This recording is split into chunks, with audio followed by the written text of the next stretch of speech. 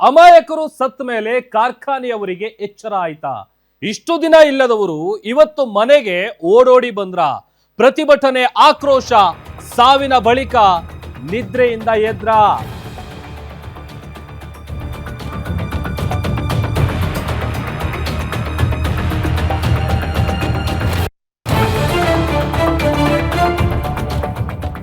ಬೆಳಗಾವಿಯ ಸಕ್ಕರೆ ಕಾರ್ಖಾನೆಯಲ್ಲಿ ಬಾಯ್ಲರ್ ಬ್ಲಾಸ್ಟ್ ಆದಂತಹ ಘಟನೆಗೆ ಸಂಬಂಧಪಟ್ಟಂತೆ ಪ್ರತಿಭಟನೆ, ಆಕ್ರೋಶ, ಸಾವಿನ ಬಳಿಕ ನಿದ್ರೆಯಿಂದ ಇವರು ಎದ್ರ. ಆಕ್ರೋಶ ಹೆಚ್ಚಾಗ್ತಾ ಇದ್ದಂತೆ ಮೃತನ ಮನೆಗೆ ಓಡೋಡಿ ಬಂದಿದ್ದಾರೆ ಕಾರ್ಖಾನೆಯ ಎಂಡಿ, ಇನಾಮದಾರ್ ಸಕ್ಕರೆ ಕಾರ್ಖಾನೆ ಎಂಡಿ ರವೀಂದ್ರ ಪಟ್ಟಣ ಶೆಟ್ಟಿ ಬಂದಿದ್ದಾರೆ ಅಂತೇಳಿ ಗೊತ್ತಾಗ್ತಾ ಇದೆ. ಬೈಲಹೊಂಗಲ ತಾಲೂಕಿನ ಅರವಳ್ಳಿ ಗ್ರಾಮಕ್ಕೆ ಆಗಮಿಸಿದ್ದಾರೆ. ಮೃತರ ಕುಟುಂಬಕ್ಕೆ 20 ಲಕ್ಷ ಪರಿಹಾರದ ಮೌಖಿಕ ಘೋಷಣೆ ಮಾಡಿದ್ದಾರೆ. ಸದ್ಯ 15 ಲಕ್ಷ ರೂಪಾಯಿ ಚೆಕ್ ಅನ್ನ ನೀಡೋದಕ್ಕೆ ಬಂದಿದ್ದಾರೆ ಎಂಡಿ ಅಂತೇಳಿ ಗೊತ್ತಾಗ್ತಾ ಇದೆ. ಆದ್ರೆ ಮೃತರ ಕುಟುಂಬಕ್ಕೆ ಹೆಚ್ಚಿನ ಪರಿಹಾರ ಕೊಡಬೇಕು ಅಂತೇಳಿ ಗ್ರಾಮಸ್ಥರು ಪಟ್ಟು ಹಿಡಿದಿದ್ದಾರೆ. ಇಲ್ಲಿವರೆಗೆ ಸಾಂತ್ವನ ಹೇಳೋದಕ್ಕೆ ಯಾಕೆ ಬಂದಿಲ್ಲ? ಫುಲ್ ಕ್ಲಾಸ್ ತಗೊಂಡಿದ್ದಾರೆ.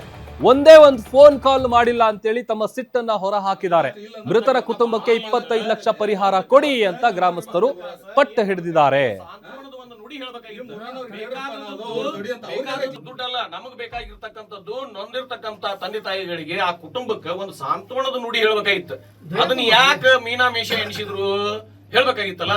ಇಲ್ಲಪ್ಪ, ನಿಮ್ ಕುಟುಂಬ ಜೊತೆ ನಾವು ಅದೇವು, ಯಾವ್ದಕ್ಕೂ ವರಿ ಮಾಡ್ಬೇಡ್ರಿ, ಆಗ್ಬಾರ್ದಾಗಿತ್ತು, ದುರ್ಘಟನೆ ಆಗೇತಿ, ಅದ್ ಏನ್ ಮುಂದಿನ ಕ್ರಮ ತಗೊಳ್ಳೋಣ, ನಿಮ್ ಜೊತೆ ನಾವು ಅದೇ ಅಂತಂದ್ರೆ ಹೆಂಗ ಆಗ್ತತಿ? ಮಾನಸಿಕವಾಗಿ ಎಷ್ಟೊಂದು ಇದಾಗ್ತಾರ ಅವರು. ಇವ್ರು ಹೊಲಕ್ ಹೋಗ್ಯಾರ್ರಿ, ಬ್ಯಾರೆ ಯಾರವರು ಸುದ್ದಿನೇ ಯಾರೋ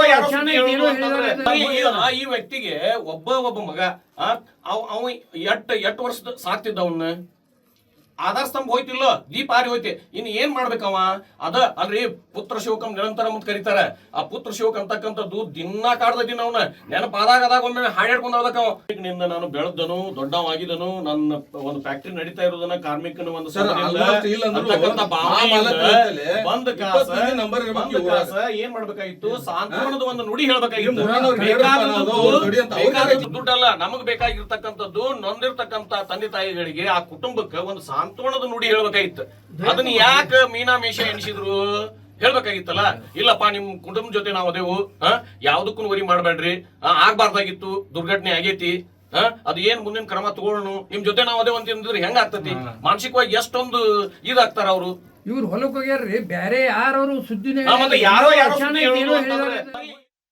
ನೋಡಿ, ಒಂದ್ ಕಡೆ ಬೆಳಗಾವಿಯ ಸಕ್ಕರೆ ಕಾರ್ಖಾನೆಯಲ್ಲಿ ನಡೆದಂತಹ ಘಟನೆ ಏನಿದೆ, ಆ ಘಟನೆ ನಡೆದು 2 ದಿನ ಆಗಿದೆ. 2 ದಿನದಿಂದ ಒಂದು ಫೋನ್ ಮಾಡಿಲ್ಲ, ಅಥವಾ ಅವರಿಗೆ ಸಾಂತ್ವನ ಹೇಳುವಂತ ಕೆಲಸ ಮಾಡಿಲ್ಲ. ಈ ತರ ಆಗಬಾರ್ದಿತ್ತು, ಆಗೋಯ್ತು ಅಂತೇಳಿ ಒಂದು ಧೈರ್ಯ ತುಂಬುವಂತ ಕೆಲಸ ಮಾಡಲಿಲ್ಲ. ನಾವಿದೀವಿ ನಿಮ್ ಜೊತೆಗೆ ಅನ್ನುವಂತ ಭರವಸೆ ಕೊಡ್ಲಿಲ್ಲ. ಈಗ ಯಾವಾಗ ಆಕ್ರೋಶ, ಪ್ರತಿಭಟನೆಗಳು ಇವೆಲ್ಲ ಜಾಸ್ತಿ ಆಗ್ತಾ ಇದ್ದಂತೆ, ಇಷ್ಟು ದಿವಸ ಇಲ್ಲದೆ ಇದ್ದವ್ರು ಈಗ ಸಡನ್ ಆಗಿ ಬಂದಿದ್ದಾರೆ. ಬಂದು 15 ಲಕ್ಷ ರೂಪಾಯಿ ಪರಿಹಾರವನ್ನ ಕೊಡೋದಕ್ಕೆ ಮುಂದಾಗಿದ್ದಾರೆ. ಮೌಖಿಕವಾಗಿ ಮಾಡಿರುವಂತ ಘೋಷಣೆ ಅದು.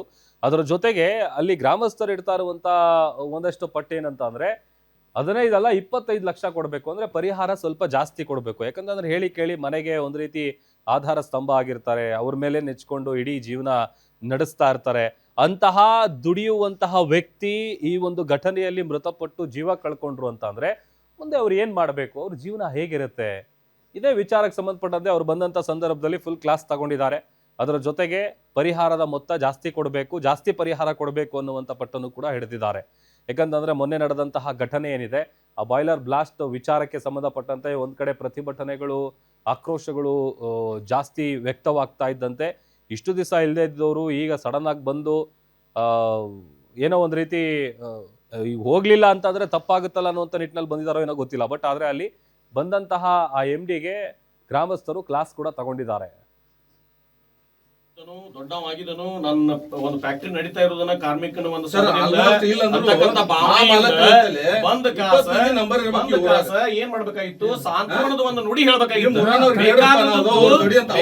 ದುಡ್ಡಲ್ಲ, ನಮಗ್ ಬೇಕಾಗಿರ್ತಕ್ಕಂಥದ್ದು ನೊಂದಿರ್ತಕ್ಕಂಥ ತಂದೆ ತಾಯಿಗಳಿಗೆ, ಆ ಕುಟುಂಬಕ್ಕೆ ಒಂದು ಸಾಂತ್ವನದ ನುಡಿ ಹೇಳ್ಬೇಕಾಗಿತ್ತು.